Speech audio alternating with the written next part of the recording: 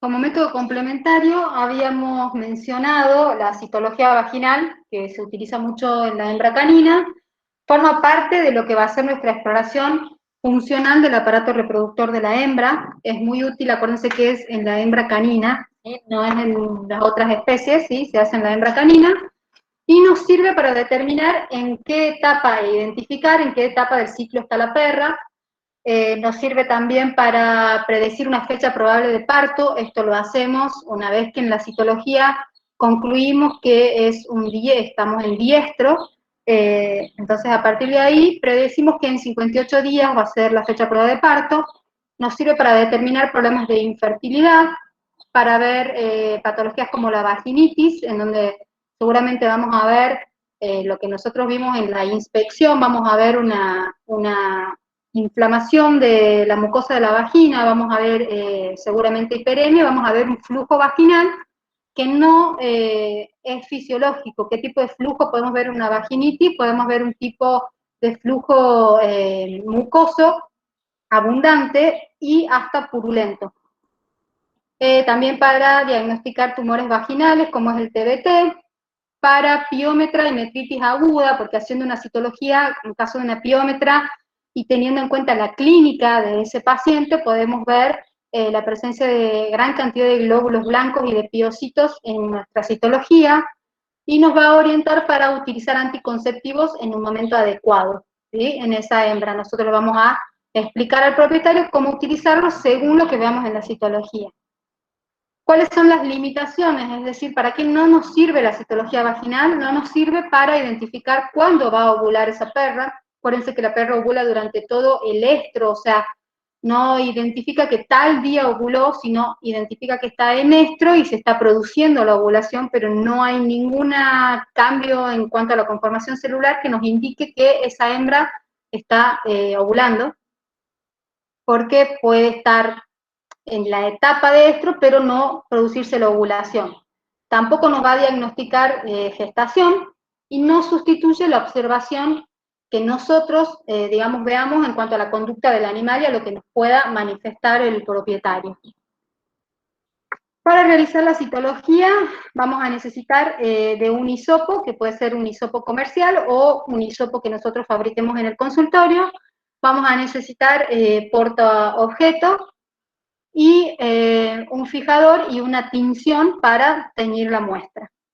El fundamento de la citología se basa en determinar la cantidad de células que van a ir apareciendo según las etapas del ciclo estral, tanto el tipo como la cantidad de células. Para empezar vamos a realizar la toma de muestra, ¿sí? El animal, la hembra debe encontrarse en estación.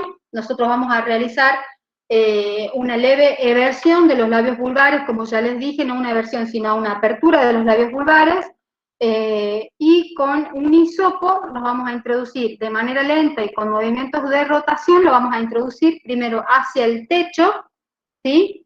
Y después hacia craneal, ¿sí? Primero hacia el techo y después hacia craneal. Y una vez que nos encontremos con el hisopo ahí, vamos a realizar movimientos de rotación para tratar de exfoliar o de obtener la mayor cantidad de células de ese epitelio. ¿Cuáles son los distintos tipos de células? Estos son los 4 tipos celulares que nosotros podemos observar. Las células parabasales, que son células redondas, gorditas, en donde la relación núcleo-citoplasma es prácticamente la misma. El núcleo es grande, redondeado. El citoplasma contiene al núcleo prácticamente de manera central, el núcleo. Después vamos a pasar a las células intermedias, que son células que empiezan ya a sufrir una deformación. Esta deformación empieza a ocasionar no solo que los bordes que antes eran redonditos y gorditos de las células parabasales, se empiezan como a hacer un poco más agudos o rectangulares, y el núcleo empieza a disminuir su tamaño. Las células superficiales son un tipo de células que ya la deformación es un poco mayor, ven que ya perdió prácticamente los bordes, el núcleo se convierte en un núcleo pignótico, hay pérdida de la relación núcleo-citoplasma, observen la cantidad de citoplasma en relación al núcleo. El citoplasma presenta un poco más de basofilia en relación a los otros. Y la célula anuclear o célula descamada o escama, este tipo de célula, o queratinizada también se llama, es una célula que ya está muerta, perdió su núcleo, en que no tiene el núcleo, y es solamente lo que queda es el citoplasma. ¿En qué se basa esta citología? Nosotros les empecé a mencionar desde las parabasales hacia las anucleares, porque es la forma en la que nosotros vamos a ver la evolución de estas células, ¿sí? Nosotros, si ustedes saben, en la hembra canina, durante el ciclo estral, en el proestro, digamos, empieza a aumentar la cantidad de hormonas, la cantidad de estrógenos, se empieza a engrosar esas paredes de la vagina, y ese engrosamiento que hace que esta célula gordita que se encontraba bien nutrida, bien en contacto, porque si ustedes se imaginan que esta sería la pared de la vagina, como para que se den una idea, y esta célula está muy en contacto con todos los vasos sanguíneos, que estarían acá, imagínense más o menos así, es decir, una célula que está bastante nutrida. Este tipo de células nosotros las vamos a encontrar durante el anestro, ¿sí? O cuando haya inactividad del ciclo en la perra. Cuando empieza el proestro, esta pared que antes tenía este grosor, esta pared de la vagina, empieza a engrosarse, ¿sí? Entonces, al engrosarse la pared, esta célula que antes estaba bien en contacto con la irrigación, empieza a perder nutrición, ¿sí? Empieza a dejar de nutrirse o de estar tan en contacto con los vasos sanguíneos por el propio engrosamiento de la vagina, y la vamos a ver durante el proestro, a inicios del proestro. ¿Sí? En el inicio del proestro vamos a ver este tipo de células que van a estar mezcladas con glóbulos rojos, porque ya vamos a tener, aparte de esto que vemos en la citología, vamos a ver un flujo sanguinolento aparecer por vulva. Las células superficiales empiezan a aparecer en el proestro tardío, es decir, cuando ya casi está terminando la etapa de proestro, de preparación hormonal y toda la preparación anatómica de la hembra para prepararse para el servicio. Es una célula que cada vez queda más lejos de su nutrición, por eso va perdiendo cada vez más vida, por decirlo así. Este tipo de célula entonces la vamos a ver en el proestro tardío e incluso en el principio del estro. Ustedes pueden, en la citología que ya vamos a ver imágenes, van a ver que pueden encontrar de los dos tipos de células. Y de nuevo, en esta etapa van a encontrar glóbulos rojos. Por eso, cuando hablamos de citología de proestro, se dice que es una citología en fondo sucio, porque vamos a tener células del epitelio de la vagina mezcladas con las células sanguíneas que pueden ser los glóbulos rojos. En la etapa de estro puro, aparece esta célula anuclear o célula epitelial, sin núcleo, que ya perdió su núcleo, y la vamos a ver fundamentalmente durante el estro, que a principios del estro incluso podemos llegar a ver estos dos tipos de células, tanto la superficial como la anuclear, y cuando el porcentaje de mis células epiteliales llegue al 80% del campo, se dice que es el momento óptimo para realizar el servicio, ya sea con monta natural o con inseminación artificial. En el caso del estro, el tipo de fondo que nosotros vamos a ver es un fondo limpio, porque prácticamente ya no hay descarga vaginal sanguinolenta, entonces generalmente solamente encontramos este tipo de células, las epiteliales, por eso se llama fondo limpio. Después de esta etapa, vendría, en el caso de la hembra canina, en el caso que quede preñada o que no quede preñada, nosotros vamos a entrar en lo que se llama el diestro. En el diestro, el tipo de células que empiezan a aparecer es como que si volviese a empezar el ciclo. Entonces vamos a volver a tener nuestras células parabasales. Vamos a ver mezcladas células anucleares en menor proporción de lo que vimos en el estro, mezcladas con los otros tres tipos celulares. Cuando empiecen a aparecer los otros tipos celulares, empiezan a aparecer las parabasales y las intermedias, ahí decimos que es el inicio del diestro. Y en esa etapa decimos a partir de acá, contamos 58 días, es nuestra fecha probable de parto. Acuérdense que puede ser más o menos 2 o 3 días de ese número que nosotros obtenemos. En el caso del diestro vamos a tener de vuelta un fondo sucio. El fondo sucio es porque vamos a tener mezcladas células del epitelio de la vagina, estos tipos celulares, y en el diestro empiezan a aparecer los glóbulos blancos. Y los glóbulos blancos aparecen como un mecanismo de defensa propio del cuerpo, del organismo, y entonces vamos a tener mezcladas estas células con glóbulos blancos. Incluso también aparecen unas células, acuérdense que la hembra canina no tiene metaestro, del estro pasa al diestro, pasa a la gestación, entonces no tiene metaestro, pero pueden llegar a aparecer este tipo de células, ya sean intermedias o parabasales, que en el interior contienen un glóbulo blanco. Esas se llaman células metaestrales, se los cuento como datos. Bueno, voy a borrar esto para mostrarles las... las citologías.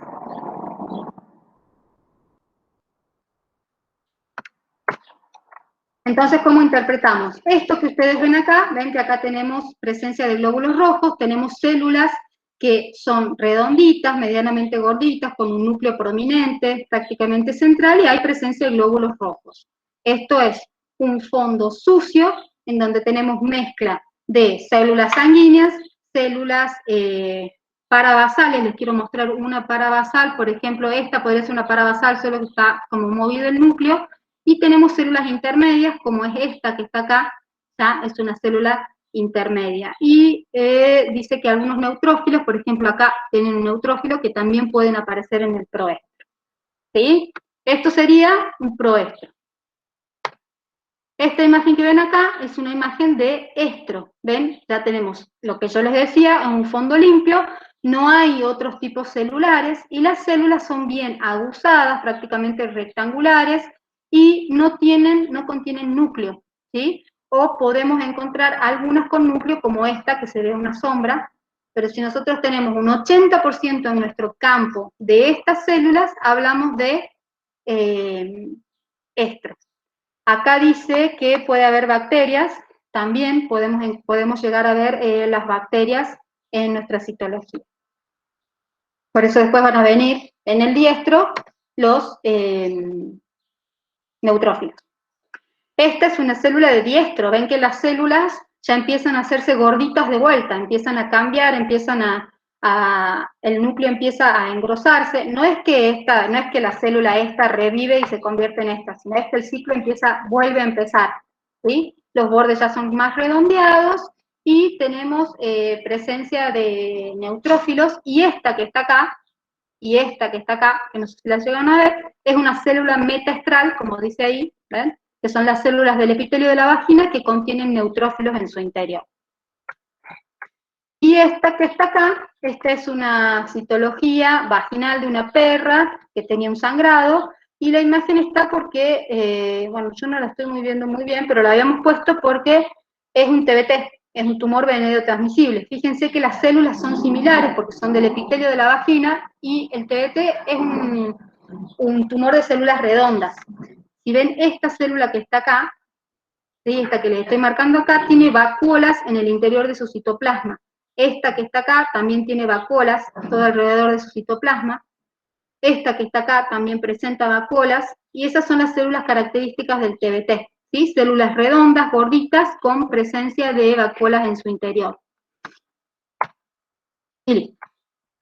Terminé con la parte de citología. Ahora vas a tener que compartir vos en tu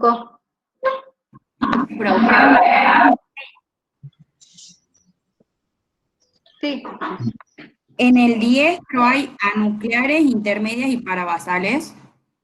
En el diestro, si vos, o sea, esta que tenés acá es una imagen característica de diestro puro, ¿sí? No es, aunque parezca loco, si vos hoy tomás una muestra y tenés esto, que es un 80%, sí, ya sé por eso, que es un 80% de células descamadas, esto ocurre en horas, es decir, en 24 horas vos podés pasar de esta citología a esta citología, ¿sí? Sí, Podés encontrar de los 3 tipos celulares, sí, porque obviamente que es como un proceso que, o sea, tiene su evolución, ¿entendés? No es que el 100% de tus células van a ser parabasales durante el diestro. Va a llegar un bien, punto en que sí, van a ser puramente parabasales. Eso si vos haces un seguimiento diario de la citología, sí lo vas a llegar a ver. Pero quizás que en 24 horas vos vas a pasar de esto a esto y vas a tener mezcla de todas las células. bien, gracias. De nada. ¿Quedó claro la citología?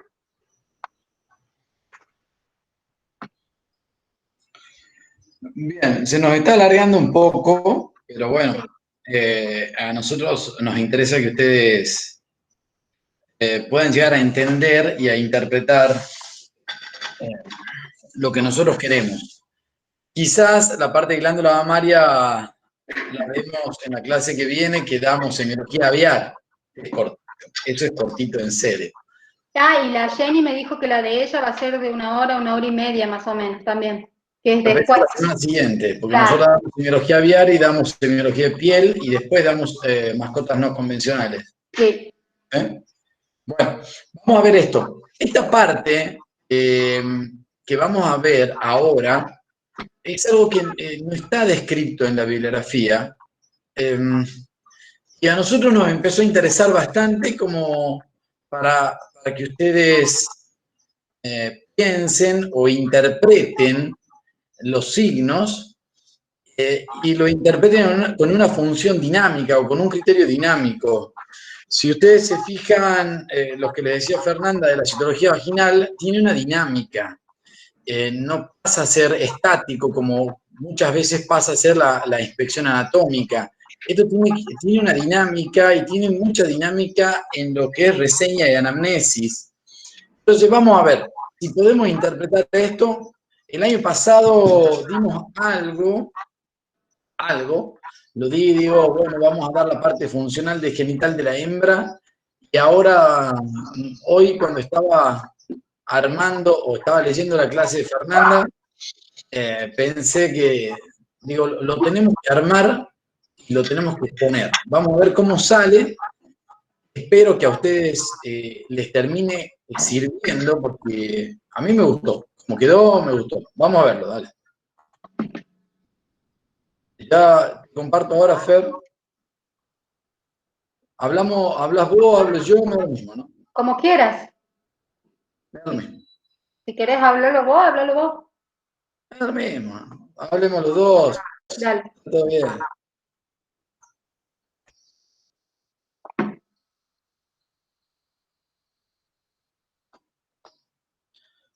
Bien. ¿Se ve ahí? Sí, ya se va. Ahora ponela que se vea entera. Ahí está. Sí, ahí se ve. Bien. Sí. La idea de esto era evaluar, porque si ustedes se fijan, nosotros casi en todos los aparatos, sistemas que venimos viendo, hacemos una evaluación anatómica y una evaluación funcional. En los libros se describe mucho la evaluación funcional del genital de la hembra, y la evaluación anatómica se la va dejando de lado o se le incorpora por ahí en la parte funcional. Lo que quiero es que empecemos a pensar cómo nosotros podemos explorar el genital de la hembra desde su funcionalidad. ¿Sí? Entonces, si yo digo que quiero explorar el funcional de la hembra, primero tenemos que saber cuáles son las funciones de la hembra o en qué momentos puedo explorar esa función genital. ¿Cuáles serían las funciones del genital de la hembra? Un inspirado que hable. Quiero un inspirado que hable. ¿Quién puede La ser producción de hormonas. producción de hormonas? Gametos. Pará. Gametos. Tranquilo. Veamos cómo podemos explorar ese genital de la hembra. ¿Sí? ¿Está? Pensemos cómo lo podemos explorar. Acuérdense, cuando yo les daba, a ver, les di, no, ni me acuerdo ya, les di muchas cosas, pero siempre vamos para atrás y decimos cuáles son las funciones para ver cómo podemos explorarla. Cuando vimos hígado, cuando vimos páncreas, ponele, hablamos mucho de la función. Y a mí me interesa mucho eso, porque salimos de lo físico o usamos lo físico, pero para interpretar la funcionalidad. ¿Sí? y es mucho más dinámico. ¿Está? Vamos de nuevo. ¿Cómo podemos hacer? ¿Cómo podemos hacer? Tenemos que tener un punto de partida. Un punto de partida. Entonces, yo al punto de partida de mi examen funcional lo tomo al momento de la pubertad. Es un punto de partida, porque yo para todo lo que hago digo, bueno, tenemos que tener un punto de partida, un diagnóstico de situación, y de acá para adelante vamos a empezar a explorar. ¿Sí? Vamos a ver por qué, pero ojo, yo puedo tomar el momento de la pubertad y después irme para atrás. ¿Sí? Porque si me llega un cachorro de 2 meses, voy a decir, todavía no tiene edad para ser puber. Entonces, no voy a recibir esa consulta. ¿Qué otra función o qué función le conocen ustedes al aparato genital? Vamos. Si tiene comportamiento sexual. Esa no es función del aparato genital.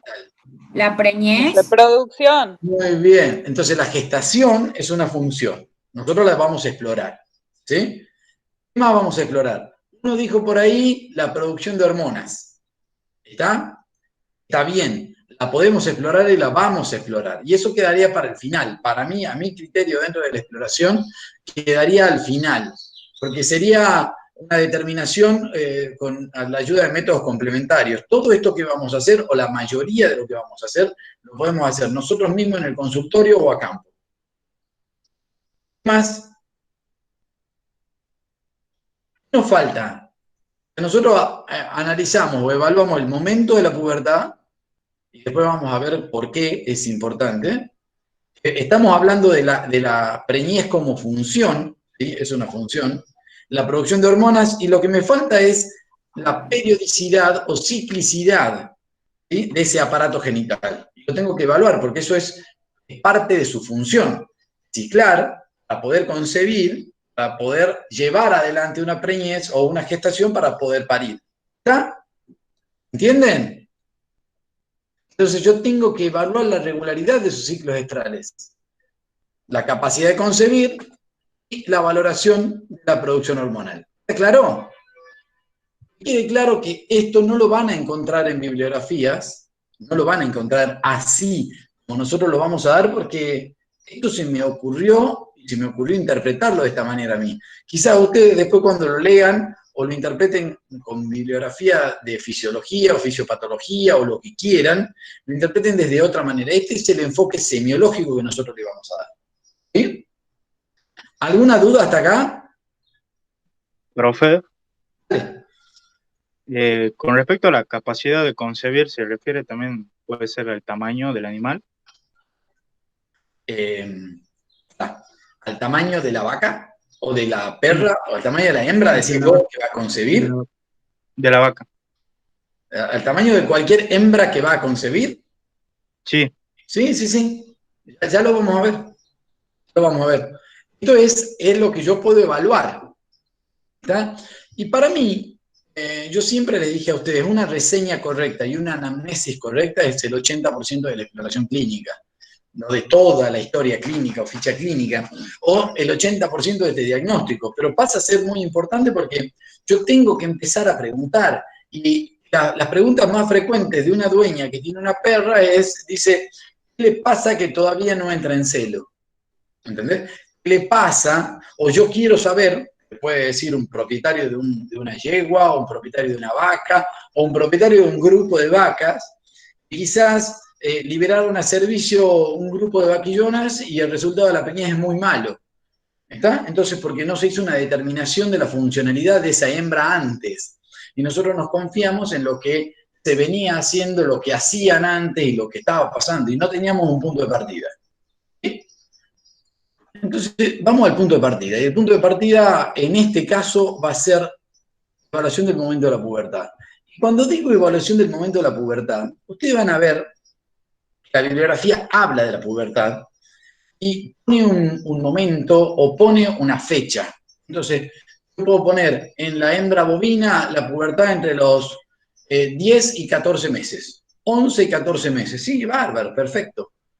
Ahora, por ahí se ve dispersa y yo puedo decir que son animales de producción, ¿no? O en la hembra equina al año y medio, 2 años. Perfecto. Ahora, digo un momento y no la edad. Porque para mí la pubertad, sobre todo en los animales de producción, y también va a pasar en los caninos o en los felinos, pasa, está relacionado muchas veces a otro tipo de factores, y no solamente la edad. ¿Qué otros factores pueden ser? Acuérdense. Alimentación. Primero tenemos que ver la especie. Primero, ¿de qué especie estamos hablando? ¿Está? Primero. Después la raza. Fernanda les aclaró que había razas que tenían un ciclo de una vez por año y otras razas que podían ciclar cada 4 a 5 meses en la especie canina. ¿Sí? Ahora, yo también tengo que saber que hay especies que dependen de un fotoperíodo. Entonces, quizás si ellas nacieron a destiempo, una hembra que nace en marzo no va a tener la misma regularidad que una hembra que nació en agosto, si estoy hablando de un equino. ¿Está claro? Porque quizás a la llegada de una conjunción entre su desarrollo corporal, su desarrollo genital, su estado en la condición corporal y el momento o los condicionantes del fotoperíodo, le llegan a uno antes que a otro. Entonces, varios factores son los que tenemos que evaluar. Entonces, yo necesito saber de qué especie estoy hablando, de qué raza dentro de la especie estoy hablando. Fernanda les dijo, los animales en los bovinos índicos son menos precoces que los bovinos británicos, y es así. Entonces yo no los puedo poner a la par, porque sé que normalmente son diferentes, porque son animales que tienen un tipo de crianza y una adaptación a medios diferentes. El bovino índico está adaptado a las explotaciones extensivas, a los climas subtropicales o tropicales, en donde los campos son más grandes, donde tiene que caminar mucho más, donde los periodos de sequía son más prolongados. Entonces se seleccionó un animal que normalmente empieza su ciclo o su periodo reproductivo cuando termina o cuando llega a un desarrollo corporal mayor que al otro, simplemente porque su primer parto ya debe estar más desarrollado que el otro, porque las condiciones en las que se va a enfrentar para llevar adelante una gestación o llevar adelante una lactancia, más finalizar su crecimiento, son mucho más duras que las de un animal que se crió en un ambiente mucho más confortable. ¿Está claro hasta acá? Hablamos de especie, hablamos de raza. Obviamente que tenemos que hablar de la condición corporal. O si hablamos de la condición corporal, también podemos hablar del grado de desarrollo. Y eso, relacionarlo con la historia nutricional de ese animal. Si ese animal es un animal que viene comiendo en forma, con una forma continua de una buena alimentación, el organismo le dirá, o las gónadas le dirán a su organismo, en general, yo ya estoy preparado para. ¿Está? Aunque nosotros sabemos que no está preparado para, porque la pubertad no quiere decir que esté preparado para gestar. ¿Está? Nosotros vamos a tomar a la hembra, o al momento de esa pubertad en la hembra, después de la primera ovulación de un folículo y la formación de un cuerpo lúteo. ¿Está? Ese es el momento de la pubertad en la hembra. Como el momento de la pubertad en el macho, es el momento de una eyaculación con un 10% de espermatozoides viables. ¿Ah? Entonces, ese macho ya puede preñar, la hembra puede preñarse. Ahora, eso no quiere decir que deban hacerlo. ¿Claro? ¿Estamos bien hasta acá? Sí, profe. Sí. ¿Qué más? Vamos. Entonces dijimos la especie, dijimos la raza, estado nutricional. Ojo, no nos quedemos solamente con cada una de estas. Esto es lo lindo de esto, de evaluar la funcionalidad. Que son muchos datos juntos y todos esos datos los tenemos que entremezclar en un individuo o en un conjunto de individuos. Desarrollo corporal y genital. El ambiente pasa a ser importante. Más que nada, porque está relacionado con la estación del año y con el estrés. Un animal que se siente en un ambiente confortable, ¿sí?, va a tender a ser puber antes los animales que están en un ambiente de estrés continuo. Vamos a otro lado. Si yo quiero ir a una especie que quizás condiciona su ambiente y lo condiciona frecuentemente, voy al gato. El felino o la especie felina, se dice que, la bibliografía dice que el felino tiende a tener ciclos más regulares cuando aumenta el fotoperíodo. Ahora, el felino es un animal, depende del fotoperíodo y de su grado de desarrollo corporal y peso. Entonces se dice, una hembra que llega a 2,3 kg, 2,5 kg, en un ambiente controlado, con un fotoperíodo prolongado, ya puede ser puber. ¿Está? Ahora, si esa hembra llega a los 2,5 kg en invierno, quizás no es puber, que el ambiente es diferente, y eso es lo que quiero que que ustedes entiendan. No es solamente un dato. Cuando a ustedes le dicen 2,5 kg, 2,3 kg, si ese animal está bajo estrés permanente y el fotoperíodo no es para el que ellos están adaptados, quizás no tenga el mismo comportamiento que otro que está en un fotoperíodo totalmente diferente. O que está en un fotoperíodo diferente, pero tiene una carencia nutricional severa, tiene un grado de desarrollo corporal más reducido que el otro, y no le pidamos que se compare. ¿Está claro? Como cada cosa tiene su función, o cada cosa puede alterar a la función. ¿Entendieron?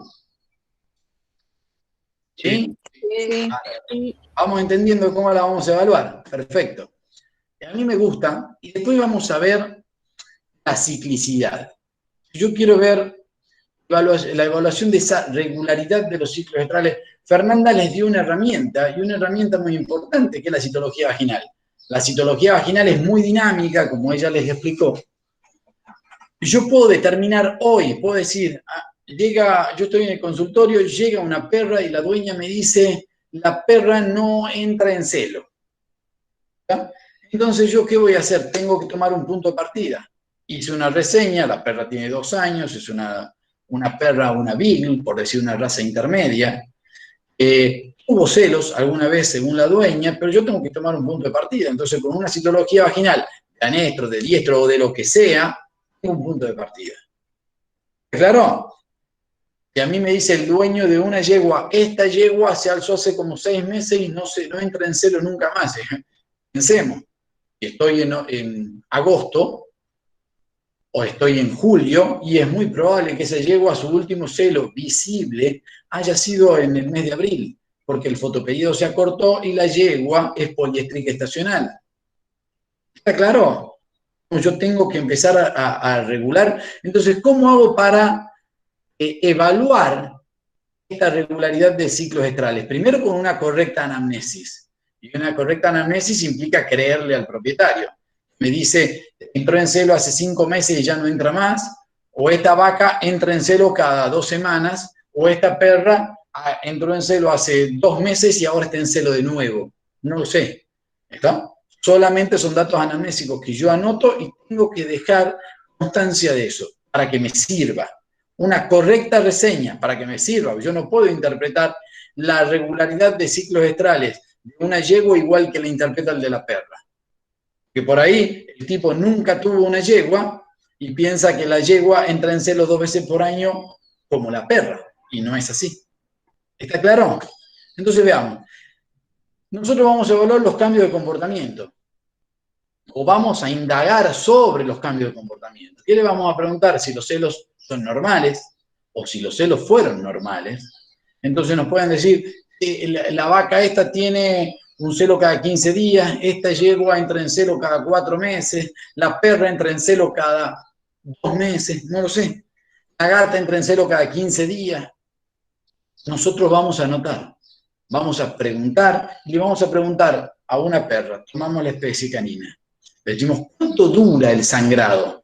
Sabiendo nosotros que un secuestro normal puede durar entre 7 y 14 días, hay algunos reportes de más tiempo y hay otros que reportan menos tiempo también. Y también sabemos que una perra puede tener un sangrado fisiológico durante el celo, que el sangrado Ese signo no es exclusivo del proestro, si bien en la mayoría de las hembras corresponde al proestro fisiológicamente, si sangra unos días del estro a nosotros no nos tiene que llamar la atención. Vamos a preguntar cada cuánto, porque quizás nos venían diciendo esta perra venía ciclando en forma regular y ahora hace un año que no tiene celo. Bueno, todo eso lo tenemos que revisar, porque esto es parte de su función. Parte de su función era tener ciclos estrales regulares. Y ahora yo tengo que ver las manifestaciones externas. La manifestación externa, la más común, es la descarga vulvar. A eso nos va a decir, o con eso nos podemos orientar. Si esta vaca tuvo un flujo vaginal hace 15 días, yo puedo pensar que hace 15 días tuvo un proestro tardío o un celo. Y ahí te debería contar 21 días para ver si esa vaca tiene que volver a ciclar. ¿Verdad? Si la yegua se acercaba al macho, hacía un guiño vulvar o clitoriano, corría la cola, orinaba frecuentemente y lo hizo hace 20 días, yo tengo que pensar que ahora o mañana esa yegua tiene que retornar al celo. Entonces, empecemos a pensar, yo puedo evaluar la funcionalidad de la hembra y todavía no hice nada más que preguntar y ver a través de la anamnesis y la reseña, la evaluación de sus comportamientos y sus manifestaciones externas. Todavía no toqué nada y no hice nada. Por eso cuando de entrada decimos, vamos a evaluar la producción de hormonas, yo tengo que empezar a ver primero cómo arranco desde una reseña para poder interpretar todo lo que viene. Y después, y esto quizás ya requiere un poquito más de experiencia, las manifestaciones internas.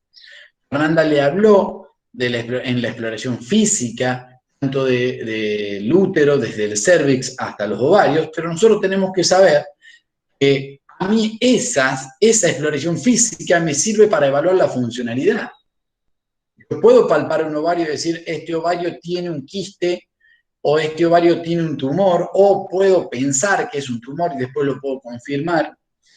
Pero también puedo decir, voy a evaluar la funcionalidad de ese genital, porque si me dicen que esta vaca no entra en celo hace 5 meses, la voy a palpar a ver qué pasa. Y si los ovarios están chatos, no presentan estructuras palpables, yo digo, esta vaca está en anestro.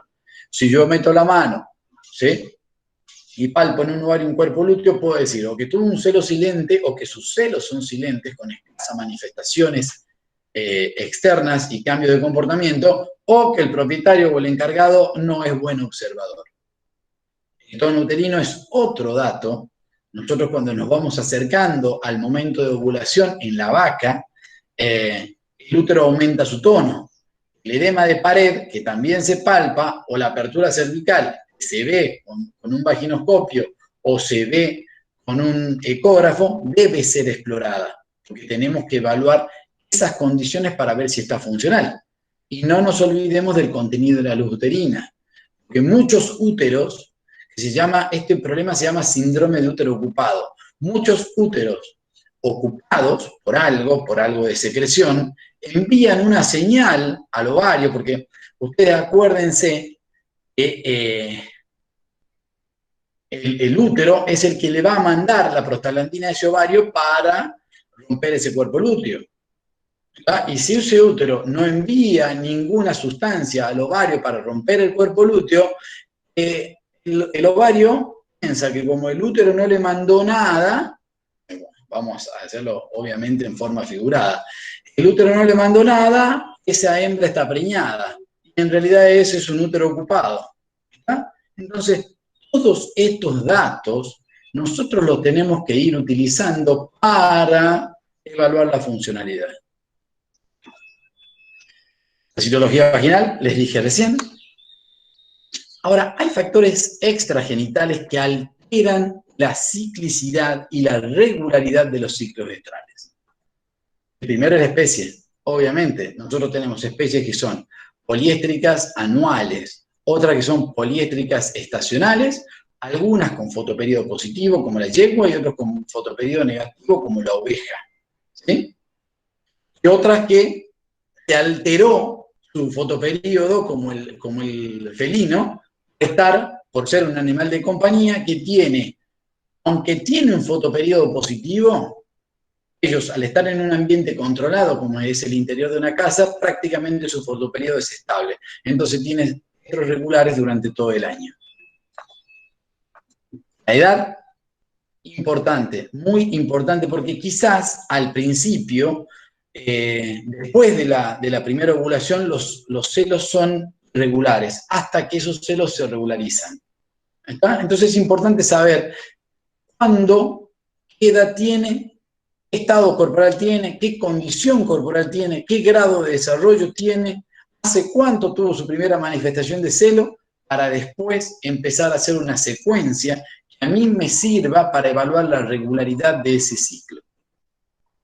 La raza, ya les expliqué, tanto en caninos, la diferencia de tamaño, sobre todo en el canino es muy marcado, porque en otras especies no tenemos que, a ver, si yo digo en un índico, ¿cuánto es la diferencia en el índico con el británico? Y serán 3 a 4 meses, un 20 o 30% más de tiempo que tengo que esperar.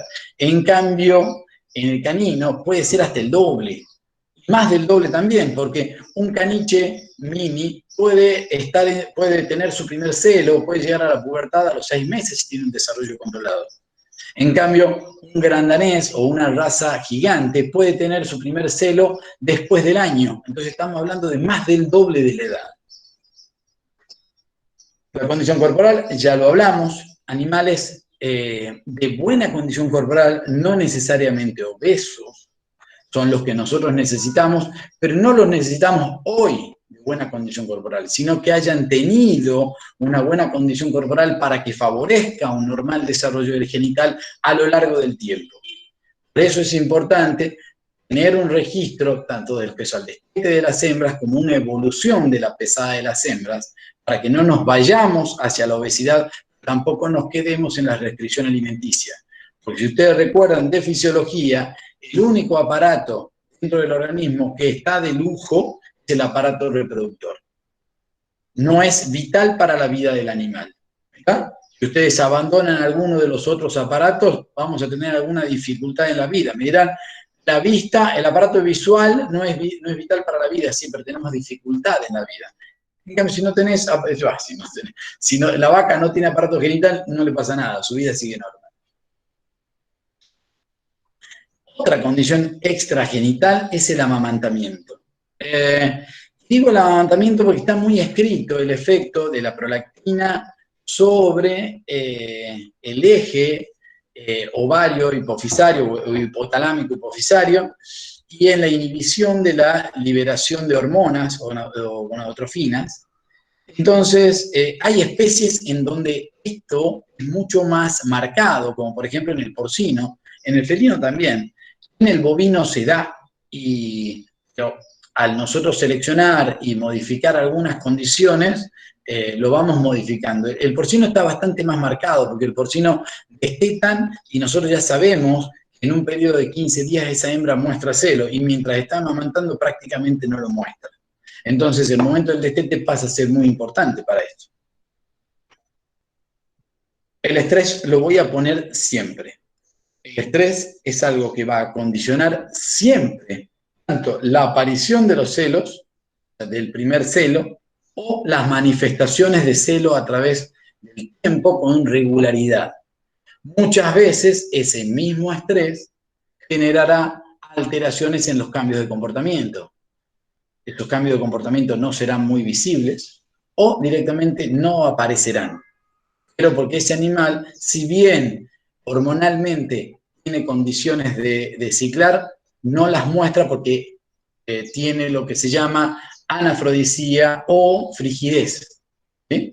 La frigidez, sobre todo, que es esa condición que ya es mental o psicológica, en donde siente o temor o siente vergüenza. No vamos a decir que la hembra equina siente vergüenza, pero sí pueden sentir temor cuando hay gente, entonces no muestra, o cuando se siente estresada, entonces no manifiesta signología de celo o comportamiento de celo. El tercer punto que nosotros habíamos visto era la capacidad de gestar, primero concebir y después llegar a término con la gestación. Y acá yo siempre discuto demasiado con los productores, también con los propietarios de animales de compañía, porque nosotros renegamos del machismo en los humanos. En realidad el machismo del humano se transmite siempre a su mascota. Por eso decimos que la hembra debe ser castrada, la hembra se castra, y cuando le decimos tenés que castrar al perro, le dicen no, porque él tiene que ser machito. Él no, ¿cómo lo va a castrar, pobrecito? Y a la hembra sí la castramos. Entonces siempre la culpa la tiene la hembra. Cuando ustedes analizan, o cuando ustedes van al campo, y tienen 95% de preñez, te dicen qué bien que han andado los toros. Ahora, si tenemos 60% de preñez, te dicen las vacas no sirven. Lo mismo pasa con la yegua, ¿no? Lo mismo pasa con la yegua. Te dice, este padrillo es muy bueno porque por cada salto preña. ¿Sí?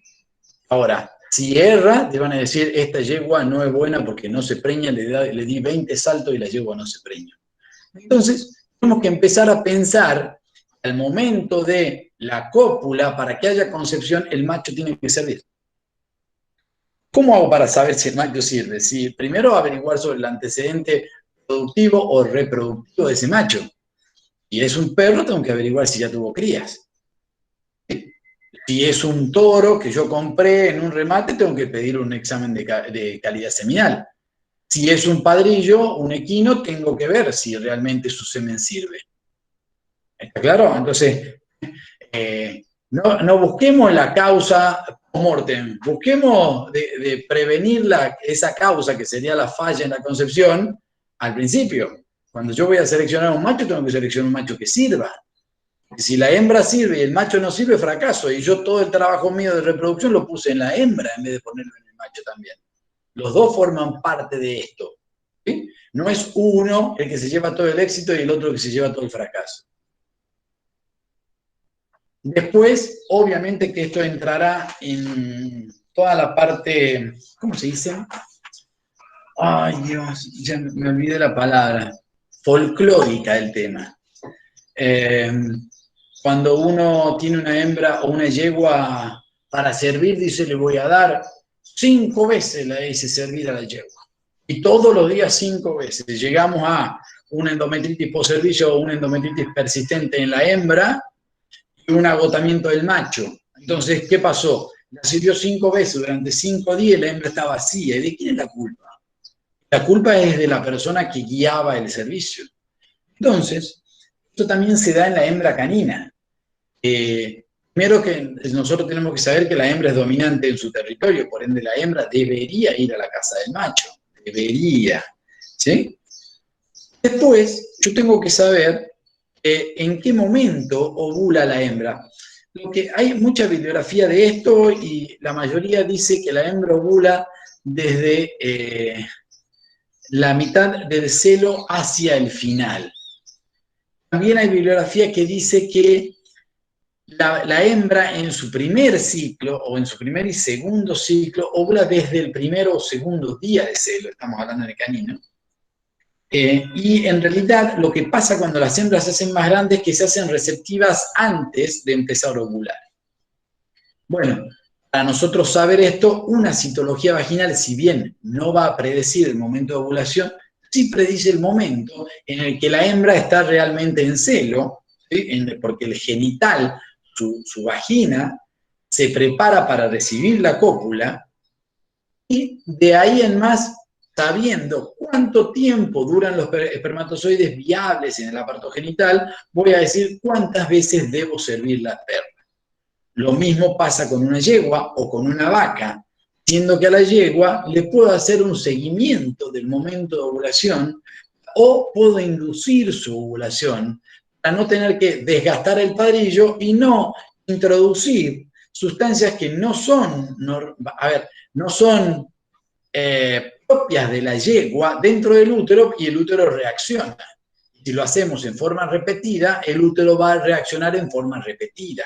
Entonces, nuestro trabajo debe ser profesional. Tenemos que saber, primero, a saber si una hembra puede concebir, primero tenemos que descartar que el macho sirva, o sea, confirmar que el macho sirve, y tener un momento de ovulación o servicio adecuado. La metodología del servicio está relacionado con lo anterior, está muy relacionado con lo anterior. Tampoco pensemos que a una vaca la voy a traer del potrero del fondo, corriendo, enlazada, le voy a dar un toro y voy a pretender que esa vaca quede preñada, porque ahí volvemos al estrés. ¿Está?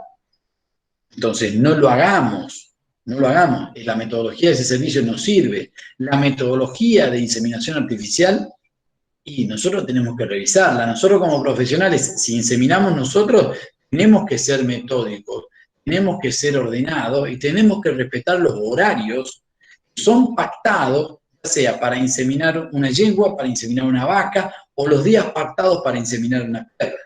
¿Sí? Igual para la metodología de transferencia embrionaria. Siempre el estrés, como les dije, siempre el estrés.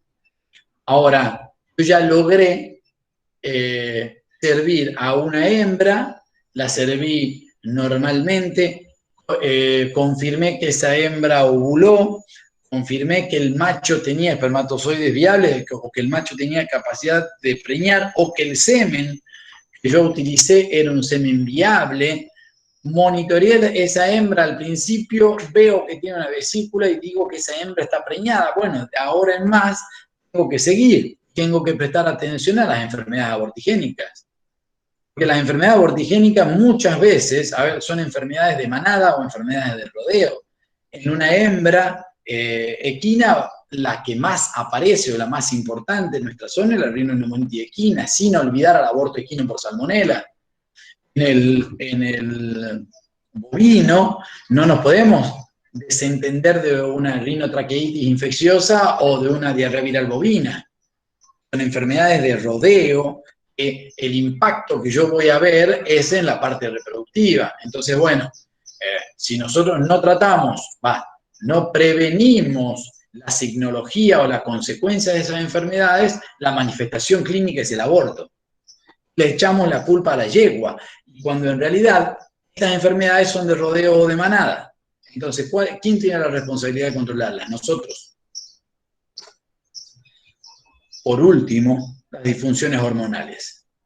Al final, cuando ya todo lo anterior está controlado, yo veo que esa yegua o esa vaca o esa perra ya tuvo un aborto o tuvo 2 abortos y fueron en un determinado periodo de la gestación, y bueno, yo debería empezar a monitorear, por ejemplo, un dosaje de progesterona para ver en qué momento esa progesterona empieza a caer, para ver cuándo tengo que empezar a suplementar. Por último, la funcionalidad de esa hembra también puede estar alterada o puede tener un impacto extragenital. Ese impacto extragenital puede ser en 2 enfermedades que nosotros llamamos, o que repercuten en la piel, que es el hipoestrogenismo y el hiperestrogenismo. ¿Está? Entonces, valorar la producción de estrógenos pasa a ser importante. Incluso el hipoestrogenismo en perras enteras, porque si en perra castrada obviamente que te va a dar bajo, pero en perras enteras este hipoestrogenismo puede estar relacionado, además de una alteración en la piel con incontinencia urinaria. Por último, no olvidar la valoración de la progesterona, tanto para ese mantenimiento de la gestación por la valoración hormonal, como decíamos antes, como en otra especie, como puede ser el canino, a definir el momento de inseminación o el momento de asignar un servicio. Porque ustedes saben que en el canino hay un pico de progesterona que se llama progesterona preovulatoria.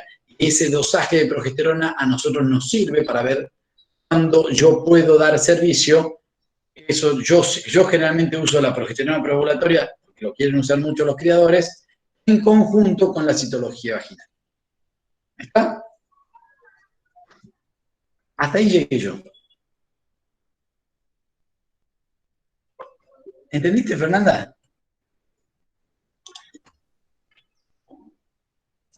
Perfecto, yo entendí todo, me encantó la clase. Profe, ¿puede ser que falte glándula mamaria? ¿Cómo?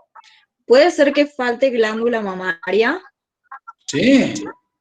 Lo dejamos como un sistema, como un aparato aparte. No, es que la glándula Sí, mamaria la pero hoy saco. creo que quedó pendiente para hoy también glándula mamaria. Sí, claro. Sí, sí. Les dije antes, Luz, no estaba escuchando lo que dije antes de empezar. Luz, le No, dije, porque estaba preparando el mate. Luz, les dije, como esto te va a ir más largo, y esta parte funcional del genital está relacionado con lo anterior, vamos a dar glándula mamaria cuando demos semiología aviar, que es la clase que viene, que es mucho más cortita. ¿Entendés? Porque si no vamos a terminar a las 7 de la tarde y realmente pedagógicamente no tiene sentido. Ah, bien, bueno, gracias. Bien, preguntas. Nadie. Yo. Valentina, dale. Sí. Cuando empezamos hablando en la clase, en realidad no me acuerdo bien, hemos hablado de 4 factores, digamos, que íbamos a tener en cuenta para hacer el examen funcional. Era determinar la pubertad, la ciclicidad, la capacidad de gestación y lo último que era el control hormonal. Valores hormonales, sí. O sea, Control hormonal. Que es lo que hemos visto al último, digamos, eso de Sí, estrógeno. estrógeno y progesterona. Perfecto. Bien. ¿Algo más? Sí, yo. Vamos, Belén. ¿Cuáles son las 2 enfermedades abortigénicas que ha marcado de las yeguas? En las más comunes. Sí. La rinoneumonitis equina y la salmonela, el aborto equino. Bien, gracias. ¿Algo más? Florencia también quería preguntar. Ahora, ¿entendieron cómo hacer un abordaje funcional del genital? ¿Sí? Porque cuando ustedes tienen un fracaso, la idea de esto es que ustedes no fracasen para ir para atrás, sino que ustedes se anticipen a la posibilidad de un fracaso. ¿Sí? O que ustedes puedan ayudar a diagnosticar una situación o a determinar una situación que pudo haber tenido un fracaso previo. ¿Mm?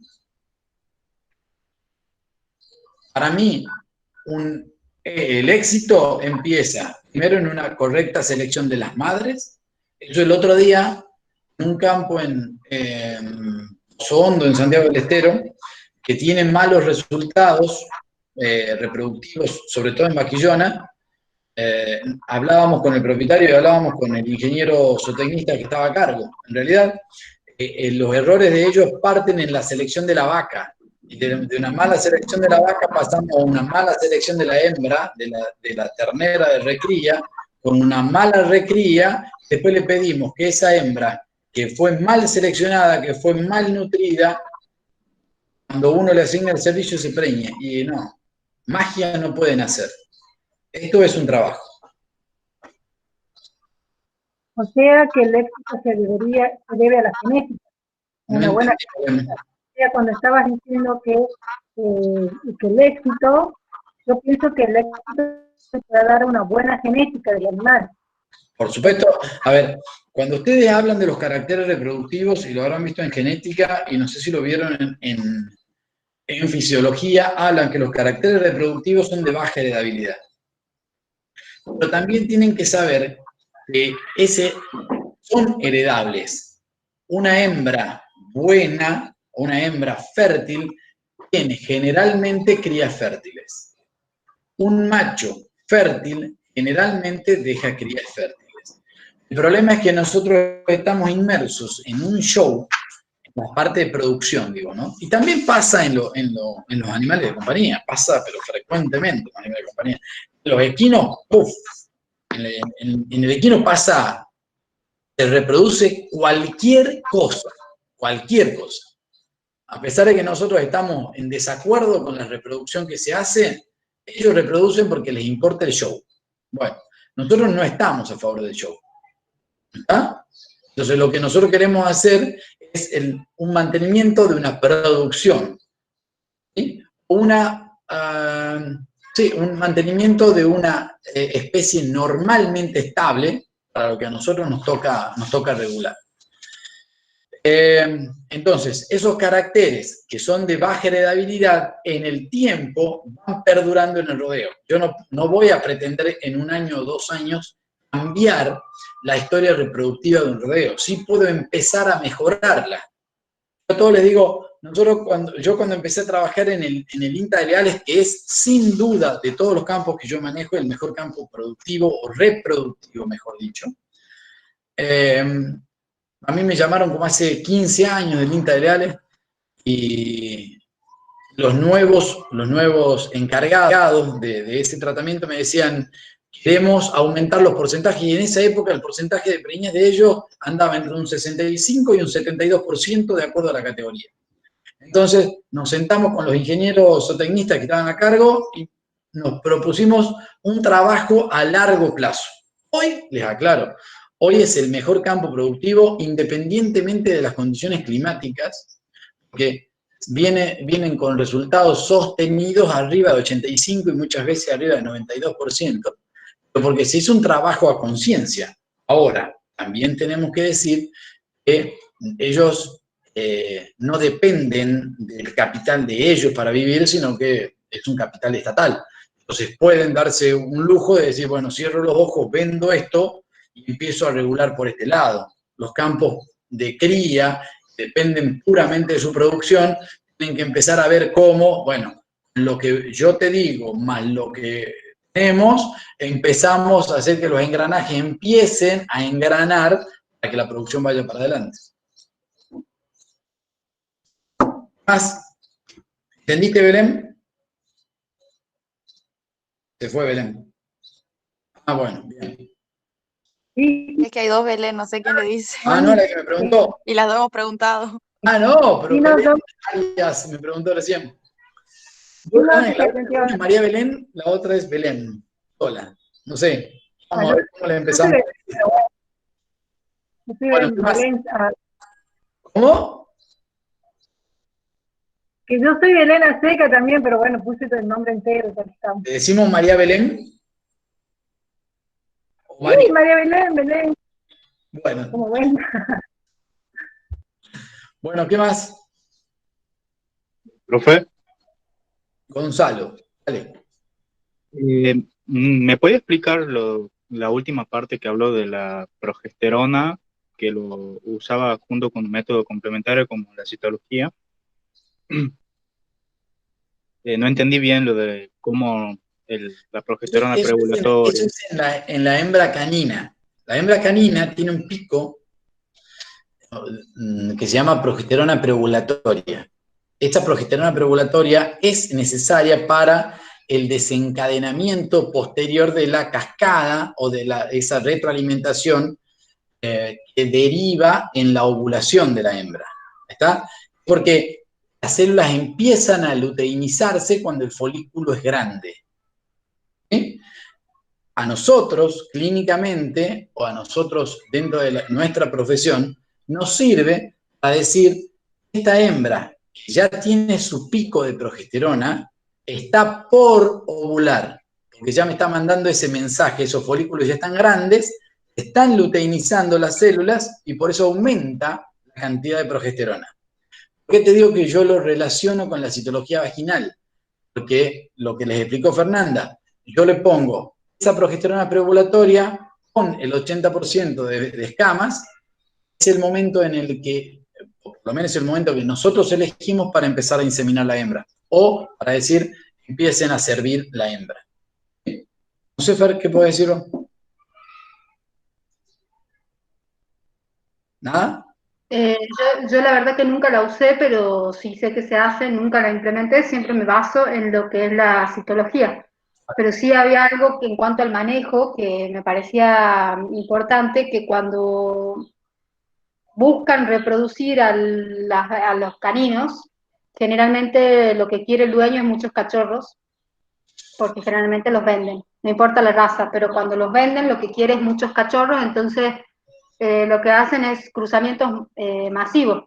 Si la perra puede llegar a ovular durante 7 u 8 días seguidos, le dan servicio los 7 o los 8 días seguidos y no tienen en cuenta que la gestación de la perra en promedio son 60 días y un día, o sea, 24 horas en lo que es el total de la gestación es un montón. Entonces después al momento del parto tenés cachorros con diferente edad gestacional que tenés como los dos extremos, un cachorro que ya está estresado y maduro para nacer, y un cachorro que le falta un montón, porque si tienen 7 días de edad gestacional diferente, es como que puede llevar a pérdida o a sufrimiento por parte de la hembra. Entonces eso también como manejo, digamos.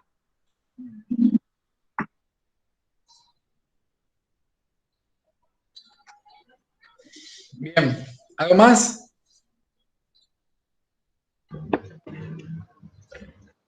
Rulo, ¿tienes que preguntar algo? No. Bueno, ¿ninguno más quiere preguntar nada?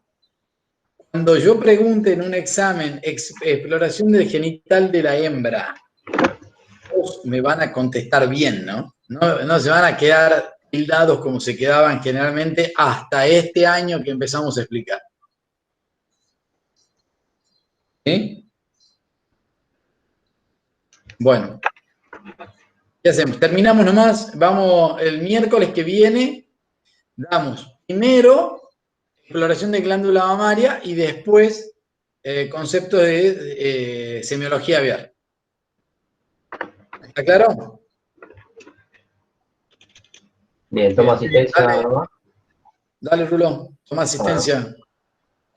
¿Vos vas viendo, estás viendo vos quiénes te contestan? Sí, no hay nada en el chat. Y bueno, hay una chica que preguntó algo, se le salió el internet, pero bueno, queda el video grabado, así que ya lo van a... Preguntó. Coronel dice que se quedó en la parte de enfermedad abortigénica, pero bueno, fue hace rato, y le volvió el internet al rato. No, pero después habló un poco de vuelta de las abortígenes y la última diapo que era lo de las hormonas. Así que me imagino que quedó claro. Bueno, ya todo.